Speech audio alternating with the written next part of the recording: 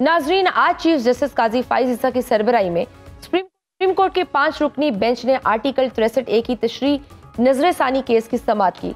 दौरान समाअत अदालत ने बानी पीटीआई के वकील बैरिस्टर अली जफर की जानिब से बेंच की तश्कील पर उठाए गए एतराज़ात को मुस्तरद कर दिया, जबकि अदालत ने अली जफर की इस्तदा मंजूर करते हुए इमरान खान से फौरी मुलाकात कराने के अहकाम जारी कर दिए।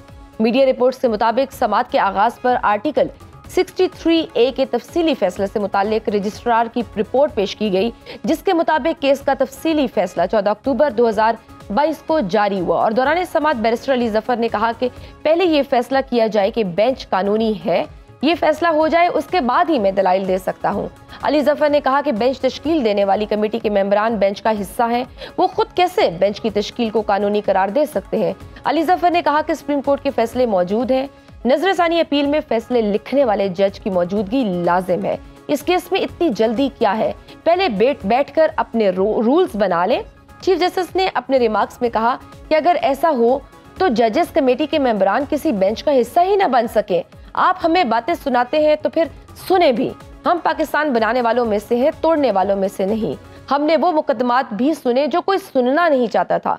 परवेज मुशर्रफ का केस भी हमने सुना। चीफ जस्टिस काजी फाइज ईसा ने कहा कि यहाँ तो फैसलों को रजिस्ट्रार से खत्म करवाया जाता रहा।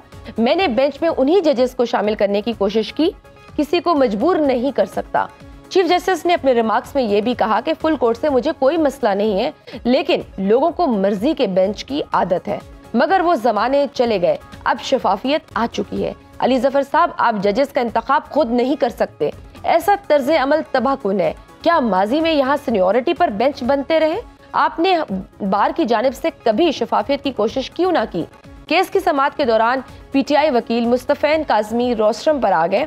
चीफ जस्टिस ने इस्तफसार किया कि आप किसकी तरफ से हैं, जिस पर उन्होंने जवाब दिया कि मैं पीटीआई की नुमाइंदगी कर रहा हूं। चीफ जस्टिस ने हदायत दी कि आप बैठ जाएं, अगर आप नहीं बैठ रहे तो पुलिस एहलकार को बुला लेते हैं, जिस पर मुस्तफैन काज़मी ने कहा कि आप कर भी यही सकते हैं, बाहर हमारे 500 वकील खड़े हैं, देखते हैं कैसे हमारे खिलाफ फैसला देते हैं। मुस्तफैन काज़मी ने कहा कि ये 5 रुकनी लार्जर बेंच गैर आईनी है, 2 जजेस की शमूलियत गैर आईनी है। पीटीआई वकील जस्टिस नईम अख्तर अफगान और जस्टिस मजहर आलम मियां खेल पर एतराज कर दिया। चीफ जस्टिस ने अदालत में सिविल कपड़ों में मौजूद पुलिस एहलकारों को हदायत दी कि इस जेंटलमैन को बाहर निकालें। चीफ जस्टिस काजी फाइज ईसा ने कहा कि बैरिस्टर अली जफर साहब, ये क्या हो रहा है, आप आए और हमें बेइज्जत करें, हम ये हरगिज बर्दाश्त नहीं करेंगे। इस पर अली जफर ने जवाब दिया, मैं तो बड़े आराम से बहस कर रहा था और आप भी आराम से सुन रहे थे। बैरिस्टर अली जफर ने बेंच पर एतराज करते हुए कहा कि ये तरीक़ाकार दुरुस्त नहीं है, बेंच कानूनी नहीं है, बेंच तरमीमी ऑर्डिनेंस के मुताबिक भी दुरुस्त नहीं है। जिस पर चीफ जस्टिस ने कहा कि आप हमें धमकी दे रहे हैं। इस पर बानी पीटीआई के वकील ने कहा कि अली जफर ने कहा कि अभी जो कुछ अदालत में हुआ उसका जिम्मेदार मैं नहीं हूँ। चीफ जस्टिस ने कहा कि आप इसके जिम्मेदार हैं, आप केस नहीं चलाना चाहते तो ना चलाएं। जिस पर अली जफर ने कहा कि मैं इस मामले पर आपके साथ हूँ, मुझे अपना दुश्मन ना बनाएं। एक तरफ हुकूमत और अपोजिशन के दरमियान कानूनी महाज पर जंग चल रही है, तो दूसरी जानिब पाकिस्तान तहरीक इंसाफ की एहतजाजी तहरीक का सिलसिला भी जारी है।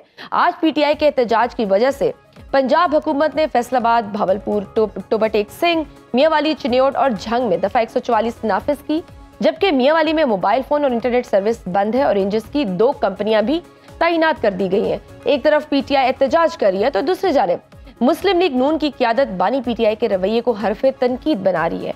आज लाहौर में एक तकरीब से खिताब करते हुए मियां नवाज शरीफ ने कहा कि भेड़ बकरियों की तरह पीछे चलने वाले जेल में बैठे शख्स से पूछें कि खैबर पख्तूनख्वा के लिए क्या किया है। ये मार धाड़ में नंबर 1 और कारकर्दगी में 0 है। आंसू गैस के शेल लेकर खैबर पख्तूनख्वा से इस तरह पंजाब में आते हैं जैसे माजी में उससे एशिया से लोग पंजाब पर हमलावर होते थे। मैं समझता हूँ ऐसे अनासर के साथ सख्ती से पेश आना चाहिए, जबकि मरीम नवाज तो ये समझती है कि पीटीआई की एहतजाज की कॉल ही नाकाम हो गई है। अब सवाल यह है कि अगर पीटीआई के एहतजाज में आवाम शिरकत नहीं कर रही तो फिर हुकूमत को दफा 144 नाफिज करने, इंटरनेट और मोबाइल सर्विस बंद करने की क्या जरूरत है? सवाल यह है कि आर्टिकल 63A की नजरसानी केस के मुल्की सियासत पर क्या असरात मुरतब होंगे।